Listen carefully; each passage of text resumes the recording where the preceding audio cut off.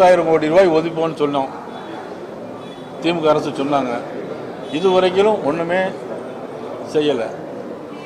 இப்போ தஞ்சாவூரில் நெல் கொள்முதல் நிலையங்கள் அமைப்போம் சொன்னாங்க, செய்யவே இல்லை. நெல் கொள்முதலே பண்ணலை. மாறா மத்திய அரசு 6 இடங்களில் மத்திய அரசு நெல் கொள்முதல் நிலையம் வச்சுருக்காங்க. 1000 தடுப்பணைகள் செய்வோன்னு சொன்னாங்க, செய்யலை. 1000 தடுப்பணைகள் செய்வோன்னு 1000 தடவை அண்ணன் துரைமுருகன் சட்டமன்றத்தில் சொன்னாங்க. ஒரு தடுப்பணை கூட எங்கேயுமே கட்டியிருக்காங்களா? செய்யலை. 1000 ரூபாய் கொடுப்போம்னு சொன்னாங்க, வந்த உடனே கொடுத்தாங்களா? இல்லை. 2 வருஷம் கழிச்சு பார்லிமெண்ட் எலெக்ஷன் வரும்போது கொடுத்தாங்க. போன தடவை பொங்கலுக்கு 1000 ரூபா கொடுத்தாங்களா? இல்லை. இந்த தடவை 5000 ரூபா கொடுக்க போகிறாங்க. ஏன்? தேர்தலுக்கான அரசு. இந்த தடவை 5000 ரூபா நான் ஏற்கனவே முதலமைச்சரை கோரிக்கை வச்சுருக்கேன். என்னுடைய கோரிக்கையை முதலமைச்சர் எப்பொழுதுமே நிராகரிக்கவே மாட்டார்.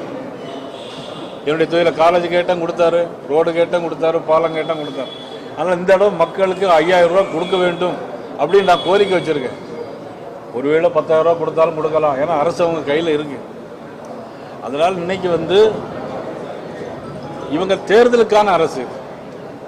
புரட்சித்தில் எம்ஜிஆர் நேற்று நாளையில் பாடின மாதிரி மக்கள் நலம் மக்கள் நலம் என்றே சொல்லுவார், தம் மக்கள் நலம் ஒன்றே தான் மனதில் கொள்ளுவார்னு சொன்ன மாதிரி நீ பார்த்தீங்கன்னா துணை முதலமைச்சருக்கு சால்வு போடுறதும் அது ஒன்றும் தப்பு இல்லை. ஆனால் என்ன, மக்களை பற்றி சிந்திக்கணும். சிலிண்டருக்கு ரூபா குறைப்போன்னு சொன்னீங்க, எவ்வளோ ரூபா குறை